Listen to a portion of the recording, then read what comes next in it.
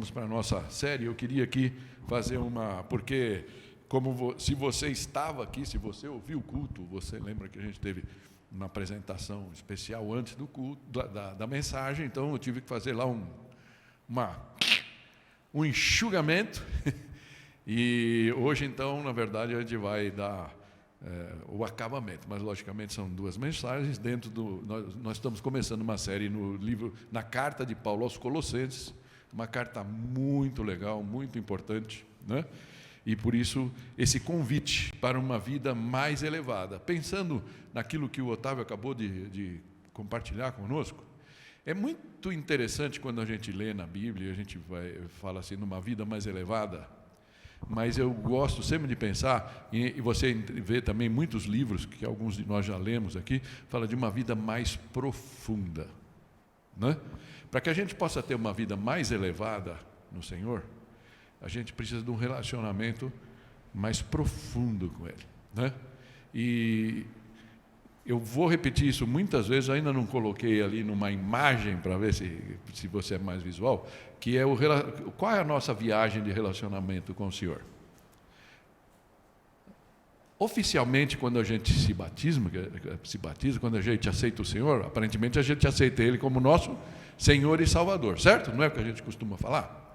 Só que acontece o seguinte, oficialmente isso acontece, mas na prática, como o nosso coração é o nosso coração, a gente aceita Ele como Salvador, mas a gente precisa de alguns tombos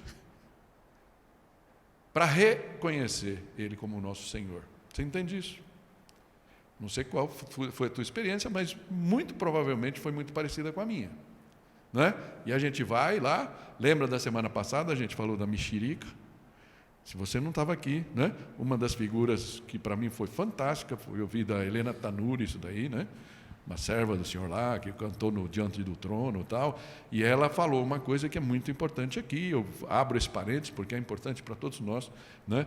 Que você pode, quando você vai conhecendo o Senhor, você vai se aprofundando na fé, o fruto, né, que a Bíblia fala lá em Gálatas 5, fruto do Espírito, amor, paz, longanimidade, amabilidade, domínio próprio, né? Todas essas coisas vão crescendo na gente, né?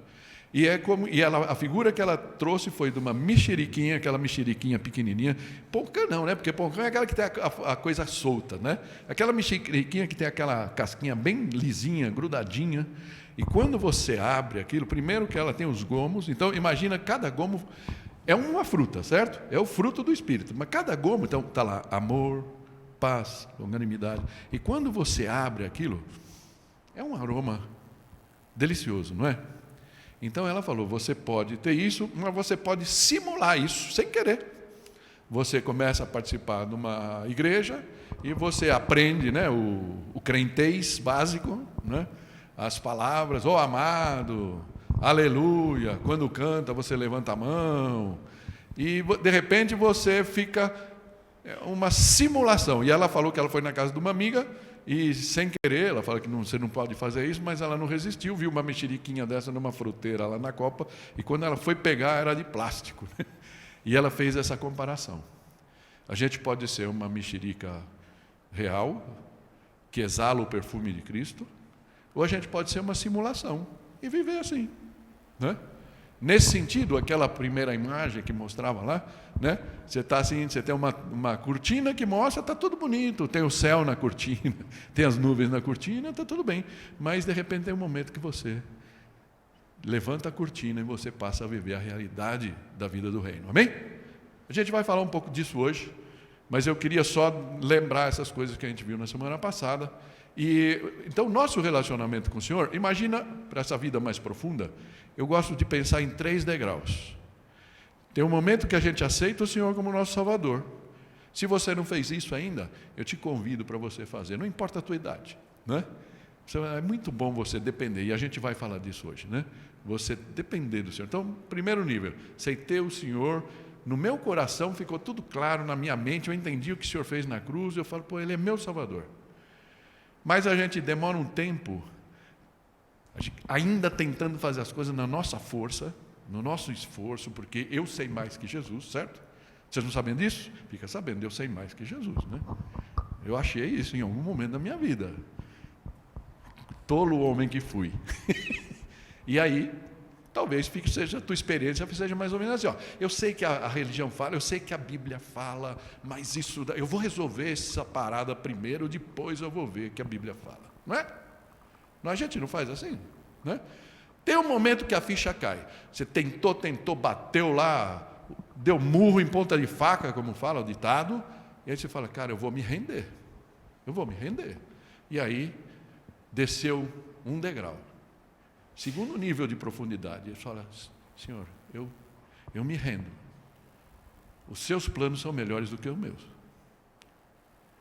Segundo nível. Mas a gente continua fazendo as coisas porque tem que ser, porque nós somos, deixei de ser escravo do mundo, passei a ser escravo do Senhor, e eu estou ainda na força ali, fazendo as coisas com o Senhor. Mas, lembra que o Jesus falou lá, está lá em João 14, de 14 a 16, não importa onde, daquela última conversa dele com os discípulos, e ele chega a falar, eu não chamo mais vocês de escravos, de servos, eu chamo vocês de amigos. E esse é o terceiro nível. Escutando uma vez o Tim Keller, ele fala, infelizmente, né, John Newton, né, que fez o Amazing Grace, né, graça impressionante, sei lá, né, como é que a gente pode traduzir isso, uns hinos mais lindos da história que, em português, nunca fizeram uma tradução decente. E tem um hino dele que ele fala, bendito o dia em que eu percebi que os nossos objetivos, que eram tão antagônicos entre si, um dia passaram a ser os mesmos. Mais ou menos isso, né?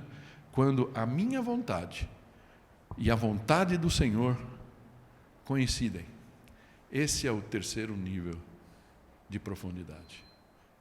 Quando aquilo que você pensa, você acorda, o Senhor coloca uma pessoa na tua frente, você começa a orar por aquela pessoa e você sabe que assim, Senhor, estamos juntos. Esse é o nível mais profundo que a gente consegue ir, entende? Mas eu sei que é um caminho, e a gente vai nesse caminho. Muito difícil que a gente viva lá, nesse nível de profundidade, todos os dias da nossa vida. Então eu te convido, por mais longe que você ache que você esteja, para viver ainda essa realidade que é disponível. Como o Wilson falou ontem, né? O pastor Wilson falou. Você pode achar que está muito longe de você, mas ela está disponível para você. Amém? Mas é uma construção. É uma construção. E é disso que eu queria falar. Já gastei tempo demais aqui, eu vou pular o que na semana passada a gente viu os efeitos do Evangelho, né? Rapidinho, Paulo agradece lá, porque ele viu, ele ficou sabendo da fé, do amor e da esperança, isso está lá nos versículos de 1 a 2, né? 3, na verdade, né? Fala que ele viu o amor que eles tinham um pelos outros e a esperança no Evangelho, que os irmãos de Colossos, ele ficou sabendo que eles tinham, né? E depois ele fala que aquele Evangelho que eles ouviram, ele foi frutificando, crescendo. Por quê? Porque eles entenderam a graça de Deus. É interessante quando você fala assim, ó, não é na minha força. Não é na minha força. Eu tenho que deixar Deus agir, né? E aí você percebe que é de graça. É de graça. E a gente vai explorar um pouquinho isso. Então, eles entenderam essa graça. E por isso Paulo ficou contente de saber que eles estavam assim. A segunda coisa que a gente viu foi a necessidade de discernir a vontade de Deus. Então, Paulo conta ali, no versículo 9 para frente, ele conta ali, ele não deixava de orar por aqueles irmãos que ele tinha sabido, não foi uma igreja que ele fundou, foi Epáfras, né? E um que escutou dele em Efésios, né? Então ele orava para que eles tivessem o pleno conhecimento da vontade de Deus, em sabedoria e entendimento. E a minha oração por vocês, de coração, né? Para que vocês possam desfrutar dessa maravilha que é a vontade de Deus para a vida de vocês. Eu sei que todos vocês estão loucos de vontade para fazer um monte de coisa, mas de repente essas coisas que a gente tem vontade de fazer não bate exatamente com a vontade de Deus. E é muito bom quando a gente baixa, né? E ele fala com todo o discernimento espiritual, né? Isso aqui é um discernimento realmente racional e espiritual das coisas que vão acontecer, né? E por último, né, como se fosse um terceiro ponto, né, foi como discernir a vontade. E a gente falou do conselho da palavra. Só na palavra de Deus a gente vai encontrar realmente o conselho. Você pode falar, não, eu escuto a voz de Deus. A gente até fala para você exercitar isso. Mas, de repente, você está escutando outras vozes. Nós demos alguns exemplos aqui. O conforto da paz do Senhor. Sabe quando você faz uma coisa, você está em paz, você sabe que foi legal? E tem hora que você não sente paz. Não faz essa orientação. Não faça, até você sentir a paz de Deus. Né? E a confirmação de outros. Está com algum problema? Procura um irmão que você acha, né, que é mais experiente que você. Até brinquei, né, o exemplo do Chico Anísio, não vai perguntar do Chico Anísio sobre casamento. O cara casou 8 vezes. Eu acho que ele falou, ele é experiente. Não, não é, ao contrário. Né? Alguma coisa ele não entendeu do casamento, porque ele teve que repetir 8 vezes. Né? Ok? Então, procurar a pessoa certa, a pessoa idônea, uma pessoa que conhece o Senhor. Né? Eu sei que a nossa igreja só tem gente jovem, certo, Toninho? Então fica difícil você procurar um veterano, né? Um ancião na igreja, quase não tem aqui, né? Tal. Mas é bom a gente poder procurar para saber essas coisas, amém? Então, até aí nós fomos a semana passada. Hoje o que eu queria dizer para vocês, na sequência daquele texto, onde a gente ia, então eu estou dando esse tema, sob nova direção, ok? Sob nova direção. E nós vamos ver 3 coisas aqui na sequência do capítulo 1 mesmo. O que é essa nova direção? As credenciais do diretor, né? Você vai trabalhar, né? Você é convidado a trabalhar numa nova empresa, numa nova organização, e você quer saber com quem? Dependendo do diretor, já tem alguns casos aqui, já teve, né? Casos que a pessoa saiu de uma empresa, foi para outra, e algumas pessoas gostavam tanto de trabalhar com ele, né? Daquele diretor, que falam, pô, me leva para lá e tal, e acabam levando, né? Acaba arrastando pessoas. Como é que é? Quais são as credenciais desse diretor aqui? Que vai falar. E, por último, os benefícios em aderir a essa direção. Né? Vale a pena ir para aquela empresa, para aquele governo? É isso que eu queria compartilhar com vocês. Então, começando a primeira aqui, a nova direção. Se você já leu esse texto ou não, eu só quero fazer a emenda, porque versículo 10 e 11 a gente viu muito rapidamente no domingo passado. Então, naquela oração que Paulo está fazendo, pedindo para discernimento espiritual, de entendimento da vontade de Deus, versículo 10 ele fala, isso para que vocês vivam de maneira digna do Senhor. Lembra, até aí a gente foi. E em tudo possam agradá-lo, frutificando em toda boa obra, crescendo no conhecimento de Deus. É a mexeriquinha em ação, certo? Ele sinta que tudo que você faz, ele sente, cheirinho bom, cheirinho bom. Está no bom caminho, legal. E essa coisa tem que brotar naturalmente, né? Não é no teu esforço que você faz, ela brota. E no versículo 5 ele fala, sendo fortalecidos em todo o poder, que existe poder na palavra de Deus, existe poder em Deus. Nós não estamos desprovidos de poder lutando contra o mundo. A gente pode se apegar a isso, e nós vamos aprofundar isso um pouco mais para frente, de acordo com a vontade, a força da sua glória, para que tenham toda perseverança e paciência. Algumas versões falam de longanimidade, né? Longanimidade é aquela paciência que você tem. É que o Toninho está aqui perto, então fica fácil aqui, né? Pegar você, sei que você não vai levar, né? Então, de repente, o Toninho começa a me perturbar e tal.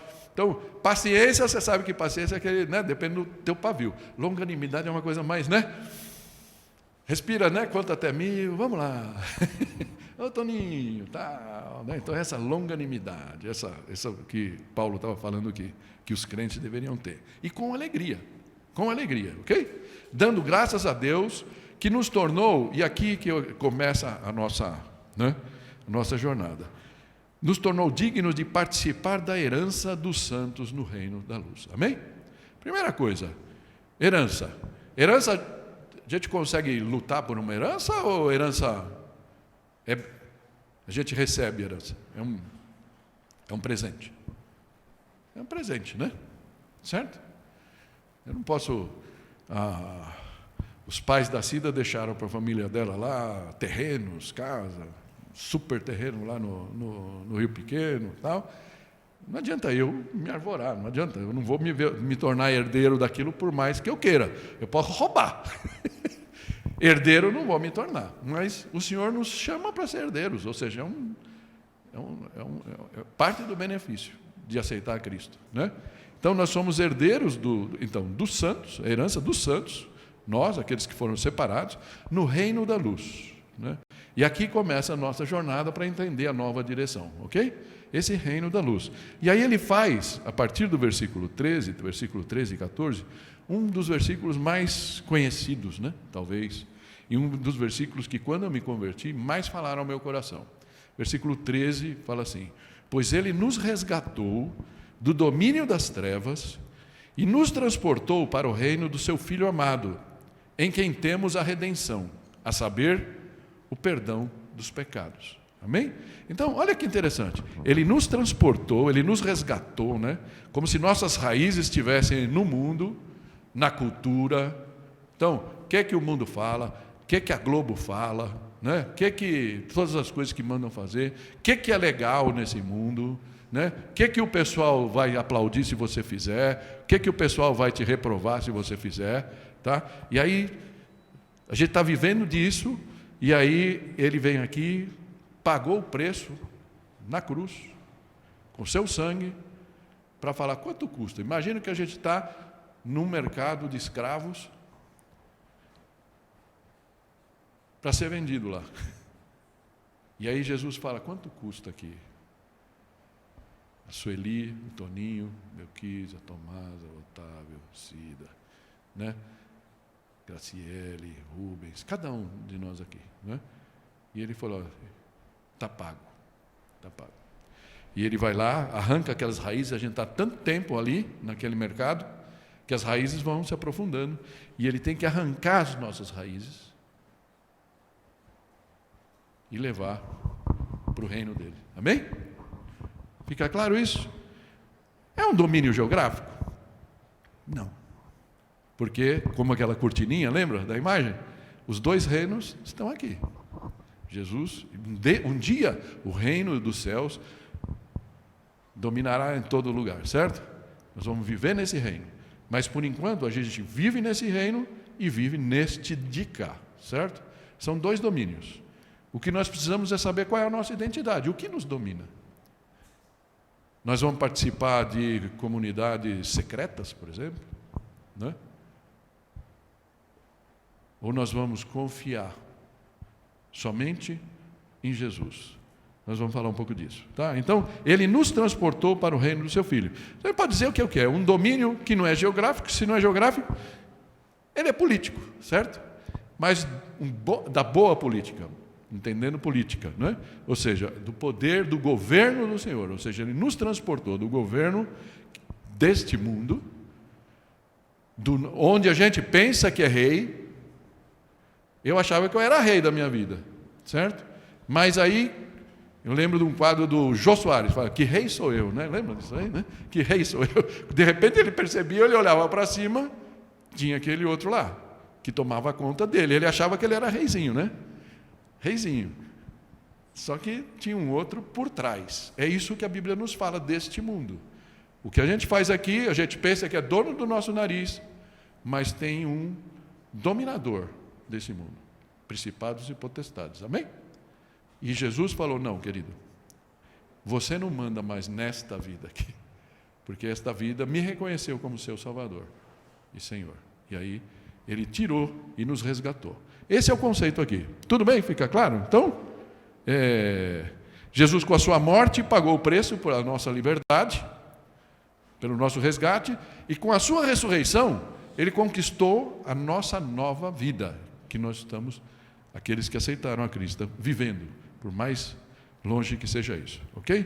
Eu vou pular aqui, Efésios 2, 1, 5, se você quiser, explica isso direitinho, da onde a gente estava, que a gente estava morto, mas vivendo de acordo com esse padrão, o que a mídia nos diz para fazer, o que a cultura nos diz para fazer, ok? E aí um dia, mesmo que a gente estivesse tão impregnado dessas coisas, Deus nos resgatou, né? E aqui no finalzinho fala, como os outros éramos por natureza merecedores da ira. Todavia Deus, que é rico em misericórdia, pelo grande amor que nos amou, deu-nos vida juntamente com Cristo, quando ainda estávamos mortos em transgressões. Pela graça nós somos salvos, não por alguma coisa que a gente faça. Amém? Então, ok. Essa é a nova direção. Mas quais são as credenciais desse diretor? E aqui Paulo traz, a partir do versículo 15, uma imagem que é quase única na Bíblia. E eu queria compartilhá-la com vocês. De quem é? Como é Jesus, certo? Esse que pagou o preço por nós. Versículo 15 fala assim: ele é a imagem do Deus invisível. Ele é a imagem do Deus. É uma imagem visível do Deus que nenhum de nós viu, nenhum homem viu, ok? Porque Deus é espírito, a palavra fala, certo? Então Jesus é a personificação de Deus. Ele é a imagem do Deus invisível, o primogênito de toda a criação. E alguns tentam distorcer isso. Como a Bíblia fala aqui primogênito, como Paulo usa a palavra primogênito, então ele é criado, ele não é Deus, né? Ele é o primeiro da criação. E aqui é no sentido de importância, de proeminência, tá? Ele foi a coisa mais importante sobre toda a criação. Ele é supremo sobre toda a criação. Aí fala: pois nele foram criadas todas as coisas nos céus e na terra. Ou seja, Jesus lembra de João 1 lá, fala aqui, ele existia desde o princípio, todas as coisas foram feitas por ele, e sem ele nada do que existe foi feito. Então, todas as coisas foram criadas por ele. As visíveis e as invisíveis, ou seja, as coisas que a gente vê aqui nesse mundo e as coisas no céu, no universo. Imagina todo o universo. Sejam tronos e soberanias, poderes e autoridades. Todas as coisas foram criadas por ele e para ele. É impressionante isso daqui. E eu vou pular isso daqui para a gente ir, né? Mas no versículo 17 fala: ele é antes de todas as coisas, portanto ele não foi criado, antes de qualquer coisa ter sido criada, ele já estava lá com Deus. E nele tudo subsiste. E eu fico imaginando Jesus, a gente imagina que só a terra, só aqui o nosso bairro, só a nossa igreja, já é duro você manter os pratinhos. De repente você pergunta: mas cadê fulano? O que aconteceu com ele? Não sei. E aí você já começa a se sentir responsável, fala: caramba, parece que tem uns pratinhos que caem e você não consegue. Imagina Jesus cuidando de todos os pratinhos do universo. Todos os planetas e tudo, toda a criação, né? Nele tudo subsiste. E aí versículo 18 fala: ele é a cabeça do corpo, que é a igreja. Então saiu desse plano geral de tudo que foi feito, e agora ele chega no domínio nosso aqui, como igreja, como irmãos. Não só essa igreja, de toda a igreja, certo? Ele é o cabeça, ele é o que comanda. Não adianta eu querer fazer aqui a igreja do pastor Carlos. A igreja do pastor Carlos vai ser muito fraca, e a gente tende a distorcer, né? Então, princípio, ele é o cabeça. Então, ele é o verdadeiro pastor, não eu. Amém? Estamos juntos? É o princípio e o primogênito dentre os mortos, para que em tudo tenha supremacia. Então, gente, esse é o convite. Quando fala: não, mas será que vale a pena a gente aceitar Jesus? Vale a pena mudar de reino? Quem é o diretor? O diretor dessa nova direção é simplesmente o Deus Todo-Poderoso. Amém? Se você não está confortável, fala: o Carlos está viajando, você pega lá Jesus falando também, lá naquele mesmo pedaço de João 13 até 16, quando ele está falando para os discípulos, não lembro o começo da conversa, e um dos discípulos chega para ele: mas mostra-nos Deus, né, que a gente vai ficar contente. Ele falou, acho que foi o Felipe, né? Felipe, você está comigo há 3 anos, você não entendeu ainda. Ele falou: quem me vê, vê o Pai. Certo? Tudo que eu faço é o Pai que mandou e assim por diante. Então, quem me vê, vê o Pai. O próprio Jesus confirmou isso. Amém? Então, essas são as credenciais do diretor.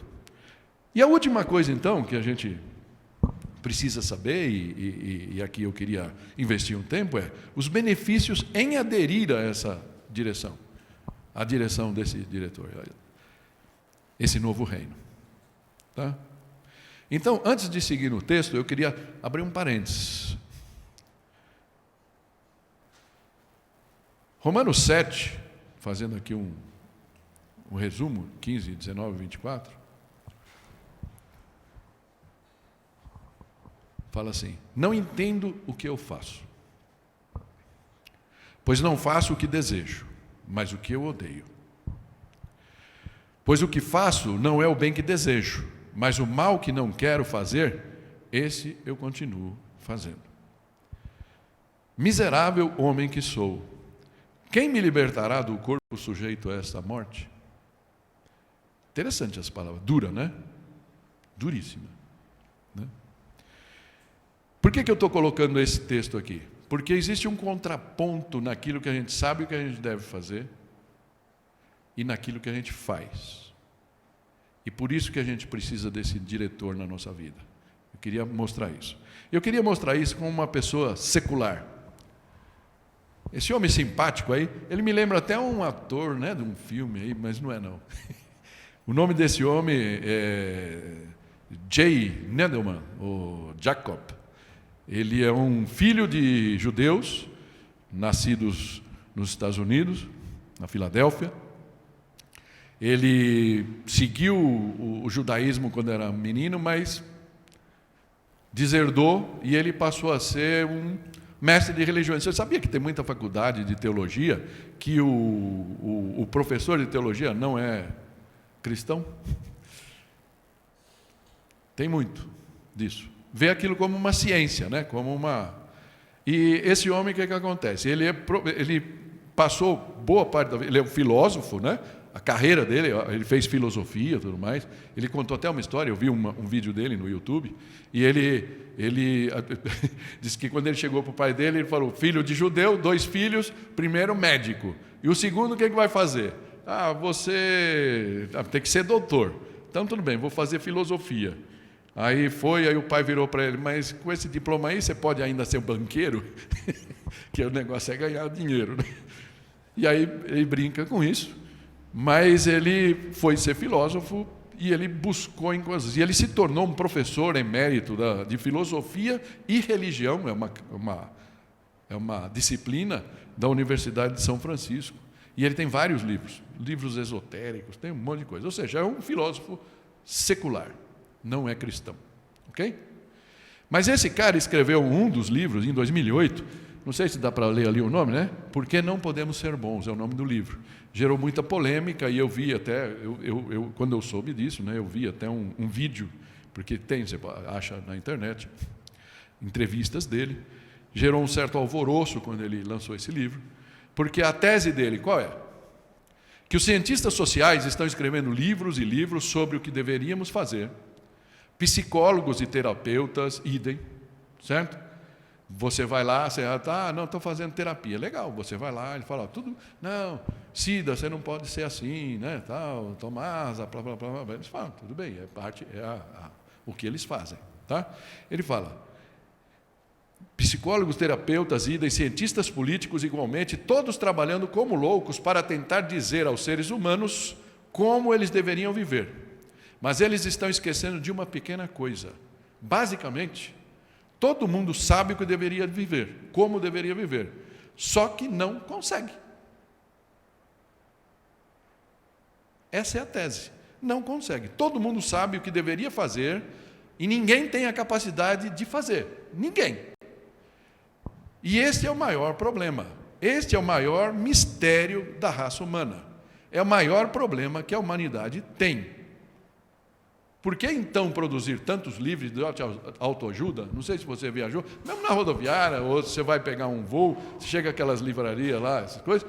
O que tem livro de autoajuda, seja o maior vendedor, seja um vencedor, seja o homem vitorioso, né? Tem tudo isso daí. Você lê aquele livro, te anima 2 minutos e depois você vê que não deu em nada. Porque não está em nós fazer. Então ele fala, por que produzir tantos livros dizendo pessoas, façam isso, façam aquilo, vivam assim, vivam assado, todos sabem como deveriam viver, só que não fazem porque não conseguem. Não conseguem. Amém? Essa é a realidade nossa. Eu vou abrir um testemunho aqui. Comentei com a tua. Saímos daqui domingo, foi gostoso, né? Acho que a mensagem, mesmo sendo cortada, foi legal, foi um bom culto, foi gostoso. Estava na unção. Aí saímos daqui, vamos comer alguma coisa? Vamos passar. Vamos passar tem um sacolão lá, já perto de casa, e comprar um peixinho lá, para a gente fazer, pôr lá na frigideira e vamos comer. Beleza, ok. Eu falei, vou ficar no carro. Estava cansado de ficar em pé aqui, né? ela foi sozinha, aí não tinha lugar. Tem pouquíssimas vagas na frente, e tem umas vagas de idosos, um dos privilégios de já ser velho. E aí, quando eu vi que tinha uma pessoa saindo, eu então fui com o carro para frente, liguei o pisca-pisca, para o cara poder sair. Nessa vem um outro idoso, vou chamar velho, né, porque eu também já sou, mas veio um outro cara, parou, e eu olhando pelo pisca-pisca, falei, esse negócio, tudo bem, não vai dar certo. Mas ele parou atrás, aí quando o cara saiu, antes de eu colocar ele já embicou, e já foi, na unção total, que nem a Cida, certo? Quando eu me vi, eu estava na porta do carro. Falou, você não vai deixar esse carro aqui. Ele me olhou, não sei o quê. Eu falei, você não viu que eu estava entrando? Mas como eu ia saber que você ia entrar? Larga a mão, você sem vergonha, rapaz. Aí ele falou, não, tá bom, vou tirar, não sei o quê. Aí tirou o carro, eu parei. Quando eu parei, sabe aquele que eu falo que o senhor faz assim, eu brinco com uma coisa que Deus não fala para mim, certo? Eu falo, mané, não, isso é meu. Eu falo, certo? É a minha carne, é uma forma que eu faço para brincar com vocês, certo? Mas na hora, eu comecei a rir dentro do carro. Porque isso se tornou tão real, tão verdadeiro. E naquela hora eu falei, Senhor, só o teu sangue, só o teu sangue.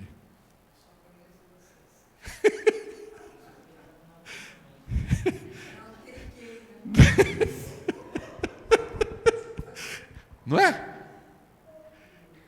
Imagina que você não tem nada na vida, mais nada, só tem a tua razão, o teu coração enganoso, e você fala, yes, venci, quem ele pensava que ele era. Mas como eu estou já quebrantado pelo Senhor, naquela hora ele pegou aqui na minha cabeça, ajoelha, e eu falei, Senhor, só dando risada. Eu falei, Senhor, eu estou saindo de pregança. Então, esse homem secular, né, sem uma verdadeira, um verdadeiro entendimento cristão do que Jesus representa, poderia representar para a vida dele, ele chegou a essa constatação. E ele foi muito bem sacado, porque essa é a nossa realidade. Tanto que Paulo demonstra isso muito claramente nesse texto de Romanos que a gente leu. Ou seja, não está em nós a solução. Eu lembro de pouco tempo atrás, circulou um vídeo de um coral, como se fala, assim, que foi voluntário, né? Lá em Israel, não sei se vocês lembram, uma música muito bonita, cantaram em várias coisas, e era para que o mundo seja melhor, mais ou menos essa toada. Todo mundo olha para aquilo e fala, é isso que a gente sabe que deveria ser, é isso que eu quero fazer, mas não está em mim fazer.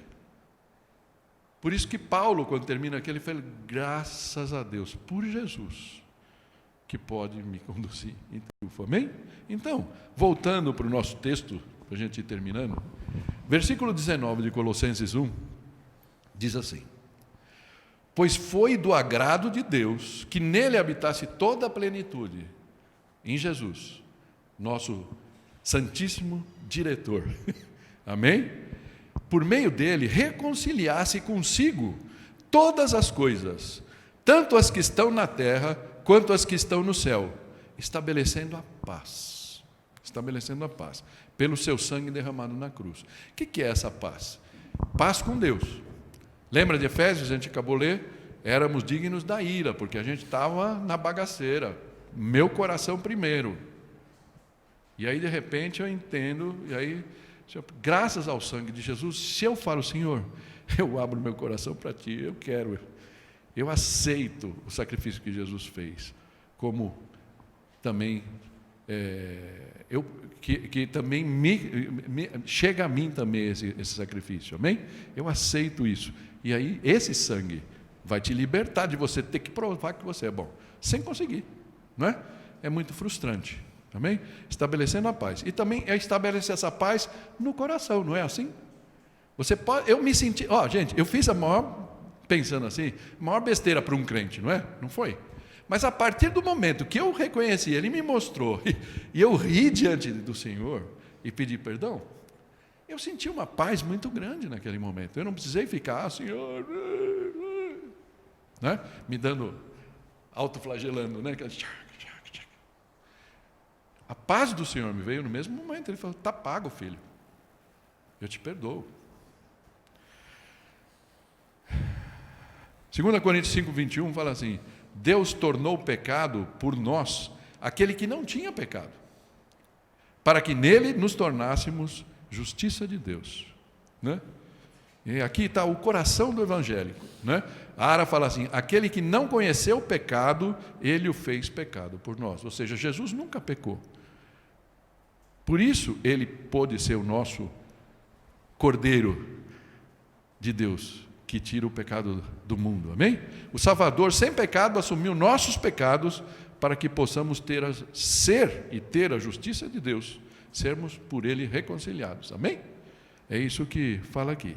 Okay? Então, mas agora, ele nos reconcilia. Bom, eu não li, né, o versículo, só li aqui embaixo. Né? Fala assim, antes vocês estavam separados de Deus, em suas mentes, eram inimigos por causa do mau procedimento de vocês, mas agora ele os reconciliou pelo corpo físico de Cristo, mediante a morte de Cristo, obviamente, né? Para apresentá-los diante de Deus, santos, separados desse mundo, né? Ok? Tirados desse mundo e levados para o domínio dele, santos, inculpáveis. Porque qualquer um poderia vir apontar dedo, falar, você aí falou com outro velho lá, e não sei o quê, me botar o dedo. Eu falei, desculpa, o meu Senhor já me perdoou. O meu Senhor já me perdoou. Desculpa aí, foi mal. Não é? Ok?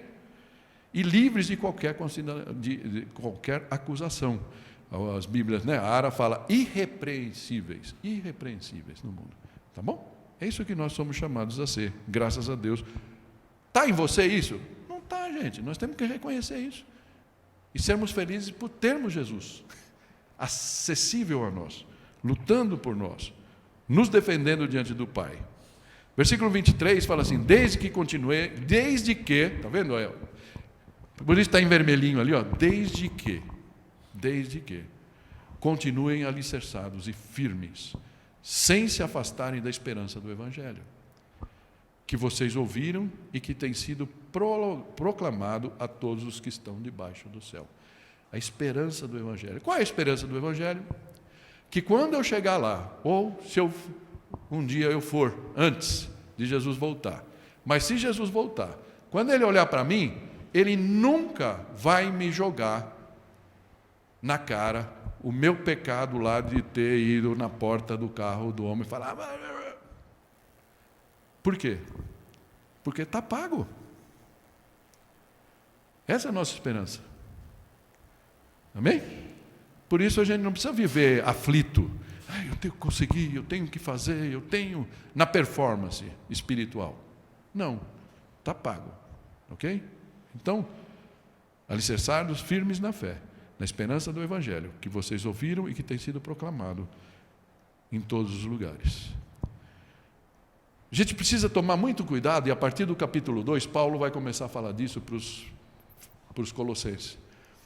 Tinha um monte de gente entrando na igreja, naquela época, os judaizantes, os que eram um começo de gnosticismo, aqueles que falavam, não, dentro dos cristãos, tem aqui uma classe especial de gente que são os iniciados, são os mais eleitos, né?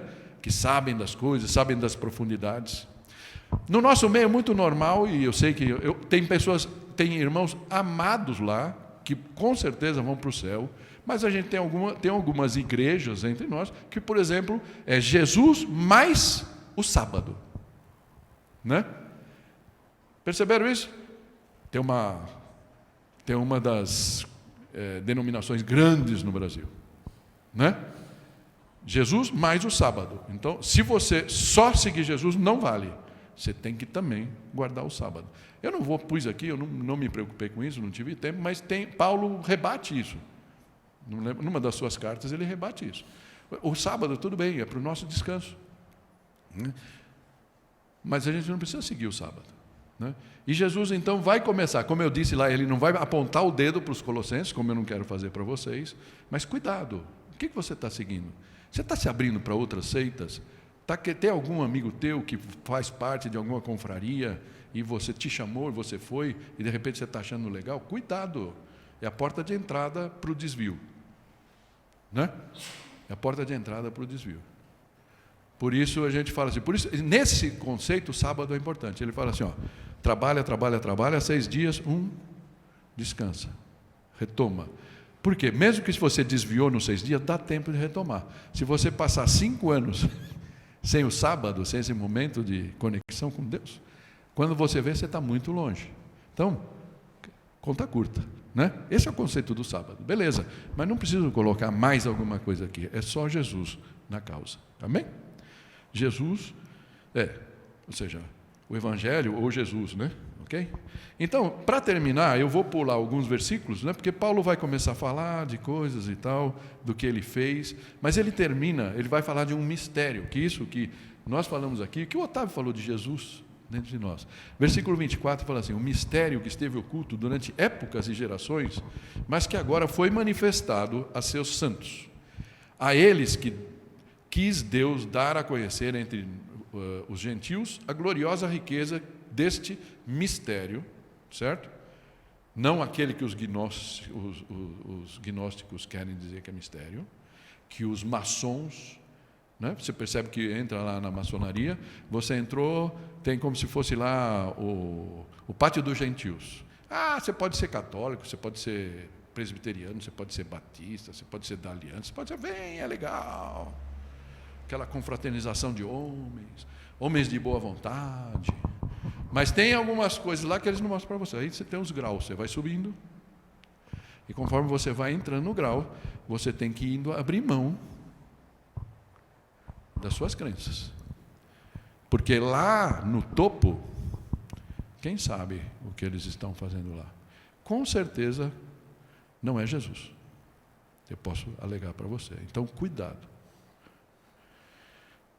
Essas coisas entraram na igreja. Porque tem o pátio dos gentios, que nem no templo de Jerusalém. E ali parece que é tudo legal, você está só ali na brincadeirinha, gostosinho. Mas cuidado, são caminhos que levam para a vida, tem caminhos que levam para a morte. Esse caminho não é bom. Cuidado. E aí ele fala, a eles quis Deus dar a conhecer entre os gentios a gloriosa riqueza deste mistério, que é Cristo em vocês, a esperança da glória. Amém? Cristo em vocês. Você entende a profundidade disso ou não? É Cristo que está aqui? Não, é o seu representante, não é? É o Espírito Santo. E isso é a única coisa que pode fazer com que as nossas frustrações por não conseguir fazer o bem sejam satisfeitas, sejam entendidas e convividas, Porque ele falou, nesse mundo vocês vão passar por aflições, vocês vão perder entes queridos, por exemplo, não é? Eu perdi, o Rubens perdeu, a gente se abala de vez em quando, mas ele fala, mas eu estou com vocês. E vocês podem confiar, porque ele lembra de Mateus 28, fala, toda a autoridade me foi dada, nos céus e na terra. E aí ele fala, vão e façam, ou seja, e aí pegando a palavra do Wilson ontem, manda quem pode, obedece quem tem juízo. Amém? Vamos fechar os olhos e vamos pensar nisso. Será que você tem buscado outras fontes de poder? Será que você tem buscado outras fontes de solução de problemas? De ajuda? Eu queria dizer para você que este reino que a gente falou aqui, essa nova direção, sob nova direção, é o único lugar onde a gente pode realmente descansar e encontrar alegria, e encontrar satisfação para as nossas frustrações do dia a dia. Porque como Paulo falou, o bem que eu queria fazer, esse eu não faço. Mas o mal que eu não queria fazer, esse eu faço. E ele fala, graças a Deus por Jesus, que nos conduz em vitória. Amém? Que você possa, nesse momento, entender que só Jesus pode preencher totalmente esse espaço que ainda está vazio no teu coração. E por isso a gente ora a Ele nesse momento. Senhor Jesus, nós te agradecemos por o Senhor ser quem o Senhor é, por seres quem Tu és, Senhor. E te pedimos que o Senhor olhe para nós como pessoas frágeis que somos. Algumas vezes a gente pensa que é tão forte, Senhor. Mas quando tentamos fazer as coisas na nossa própria força, a frustração é tão grande, a sensação de vitória, de derrota, a sensação de incapacidade, Senhor. Mas sabemos que em Ti, como Paulo diz, tudo posso naquele que me fortalece. Nos fortaleça, Senhor. Nos ajuda a entender a profundidade de ter o Senhor no nosso coração. Vem, Espírito Santo, preencher todos os espaços. Nós queremos ser cheios de Ti, para sermos cheios de Jesus. Em nome dele oramos. Amém.